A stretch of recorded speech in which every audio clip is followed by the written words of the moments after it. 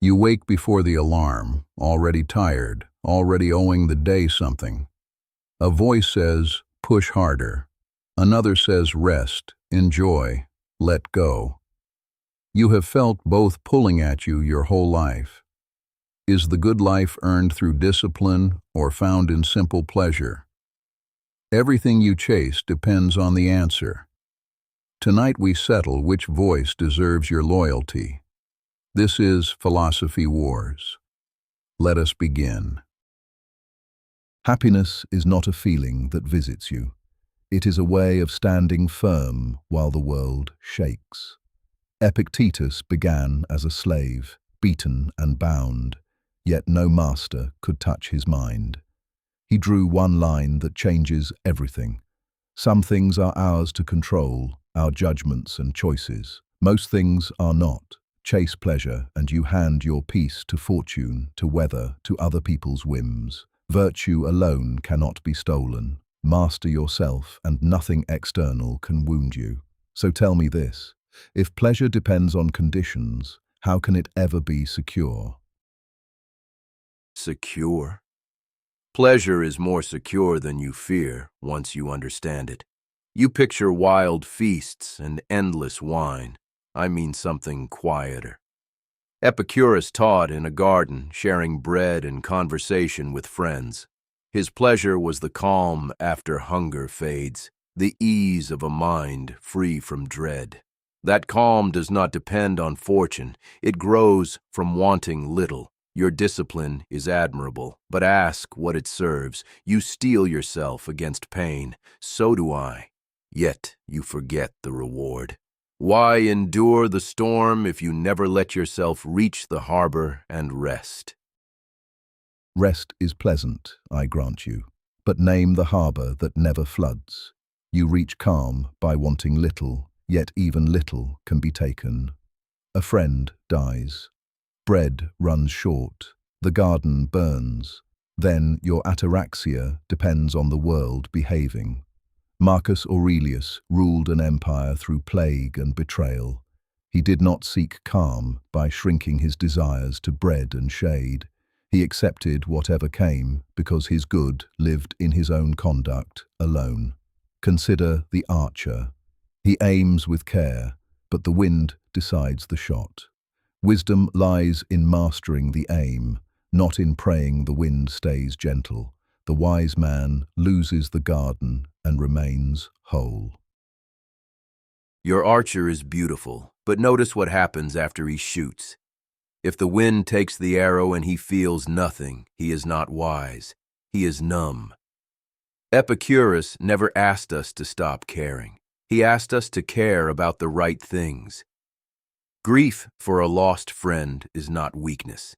It is the shape love leaves behind. You call acceptance strength. I call some of it armor so thick the man inside forgets he is alive. Lucretius wrote that nature asks for very little.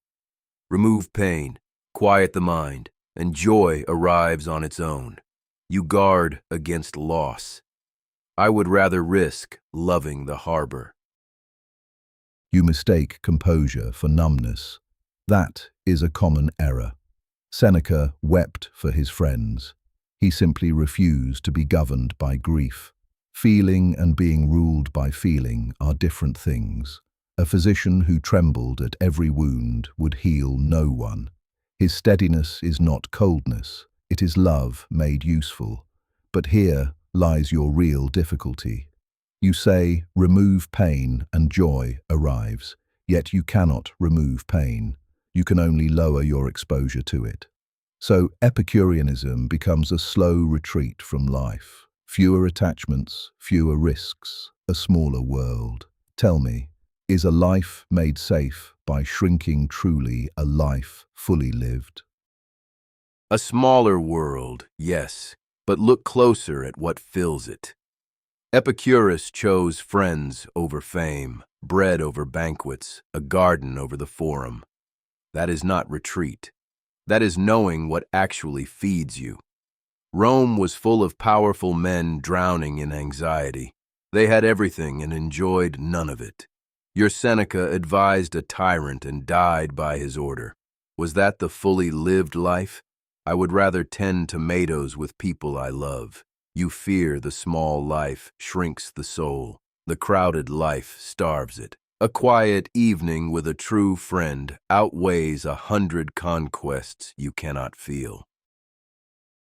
You wound Seneca fairly, and I will not defend his every choice. But his death answers you better than his life. Ordered to open his veins, he faced it calmly, consoling his friends as he bled. That composure was not numbness. It was a lifetime of practice meeting its final test. Your tomatoes are pleasant until Nero calls. Then pleasure offers no shelter. Discipline does. Here is the deeper point. Zeno taught cosmopolitanism, that we belong to all humankind. Duty pulls us into the world, into service, into risk. Your garden wall keeps pain out, but it keeps the suffering stranger out as well. The garden wall has a gate, and it stands open. Epicurus welcomed everyone, women and slaves included, when Athens would not. That was radical kindness, not cold seclusion. You speak of duty to all humankind. Grand words. But a man crushed by his own dread helps no one. Fill your own cup first, then you can pour. I do not abandon the stranger. I refuse to save the world while my own mind is on fire. Consider the flight attendant's rule. Secure your own mask before assisting others. Ataraxia is that mask. Peace within is not selfishness. It is the ground every kindness stands upon. The mask is a fair image, but planes rarely fall. Life demands courage far more often than caution. If everyone secured their own peace first, who runs toward the fire? A soldier holding the line feels great fear and acts anyway.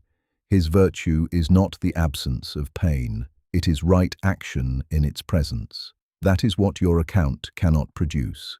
You make comfort the measure, so hardship always looks like failure.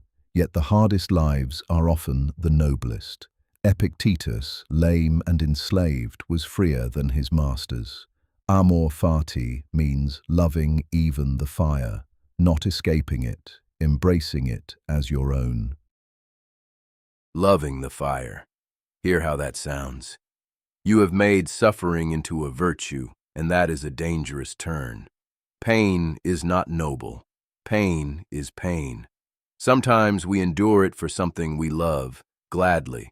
But endurance for its own sake is not wisdom. It is a habit dressed as honor. Epicurus faced an agonizing death from kidney stones. His last letter called it a happy day. Why? He remembered his friends and his conversations. He did not praise the pain. He praised the love that outshone it. That is the difference. You worship the storm. I treasure the harbor it cannot reach. The floor sits at the very center of your view. You define happiness as freedom from pain and anxiety, but that state is fragile in exactly the way you deny. You claim it does not depend on fortune, yet a diagnosis, a betrayal, a war can shatter it overnight. Wanting little lowers the odds of disturbance. It does not remove them. So your ataraxia rests on luck holding out, which is no foundation at all. Worse, by making the absence of pain the goal, you must treat every hardship as something to avoid. But some pains are worth choosing. The mother who sits up with a sick child suffers and does right. Your philosophy can call that a bad day. Mine calls it a good life. That gap reveals what pleasure cannot measure. The crack runs through your proudest claim. You say only virtue is good and everything external is indifferent. Health, safety, the lives of your children, all indifferent. Say that sentence slowly and feel how false it sounds. You do not truly believe it, and neither did Marcus. He grieved. He worried over Rome. His journal is full of a man struggling, not a man untouched. So the doctrine asks you to perform an indifference no human heart can hold. and your dichotomy of control assumes you command your own judgments freely. But fear arrives uninvited. Grief floods in unbidden. You cannot simply decide to be serene. Telling a shaking man to master his mind is not wisdom. It is asking him to lie. Pleasure at least tells the truth about what people feel. We agree on more than it seems. Both of us begin with the same wound. Life brings pain, and most of it lies beyond our command. Both of us seek a peace that fortune cannot steal. We simply disagree on the road. You lower your desires to shrink the target. I strengthen the self to withstand the blow. Here we reach an honest impasse. You will not call hardship good, and I will not call comfort the measure of a life. But if I must share a garden with anyone, let it be a man who has thought this carefully. Reason honors reason, even across the wall. And reason has enjoyed this. You are right that we share the wound. We both want a mind that fortune cannot ransack. Where you build a fortress, I plant a garden. Where you train for the storm, I savor the calm between them. Neither of us will convert the other, and that is fine. Some disagreements are not meant to close. But notice what just happened here. Two old rivals thinking together, easing each other's certainty. That is friendship, the highest of all pleasures. If happiness were hiding anywhere in this hour, it was in the conversation itself. Come sit in the garden sometime. Bring your discipline. Leave the fear outside. Thank you for watching and listening. Subscribe to never miss a debate.